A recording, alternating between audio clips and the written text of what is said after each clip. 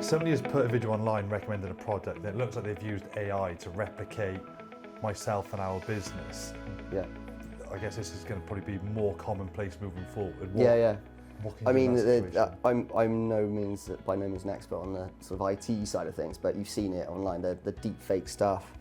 Voices you can replicate now. It's unbelievable. Yeah. You know, there's been a lot recently with Donald Trump and Elon Musk and Taylor Swift, Swift. Taylor Swift, Taylor Swift. Songs and stuff? Yeah, well, making it look like she's endorsing Trump when she hasn't. Oh, right. Yeah. So wow. it's incredible now, and it's more widely used.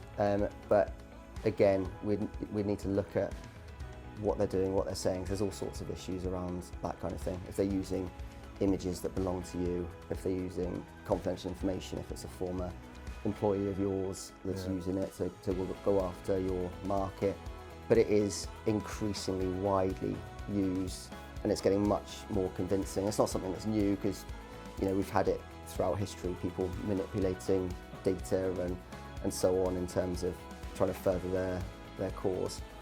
But in this day and age, it's so quick, so easy, so widely shared so quickly that the law is trying to catch up in a way all the time.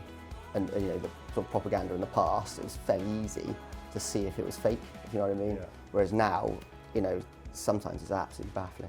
As you say, with the voice as well as the image, it's incredible. Is there any basic things you can do? I'm trying to think, because I always think prevention is better than cure. So even if it's simple things like, I don't know, trademarking and all these sorts of, is there basic things that you can do to try and mitigate these things from happening? Absolutely, yeah. I mean, protecting your brand is crucial in all this. And again, with the copyright area I mentioned as well, yes, protect all that you can, because it makes it a lot easier then to go after these people.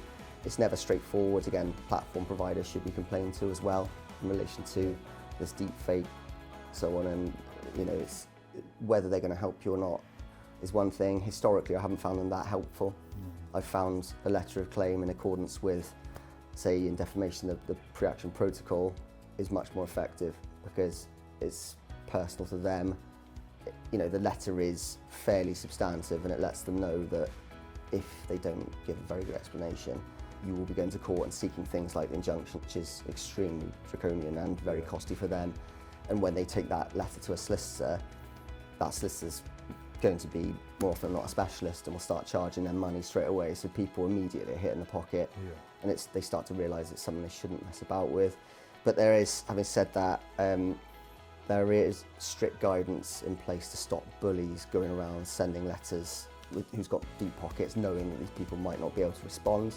So there are strict guidelines about that, and a court can penalise those bullies in terms of costs very heavily if the court takes the view that they're just going around trying to silence people because they know these people aren't going to continue because they don't have the money to afford it. And that it's going to be really worrying, because as you can imagine, you receive a letter of claim under the defamation protocol. It is worrying for people, and for families, and they're thinking about their personal assets. And so I see it on both sides of the coin. I defend people, and I go after people for it.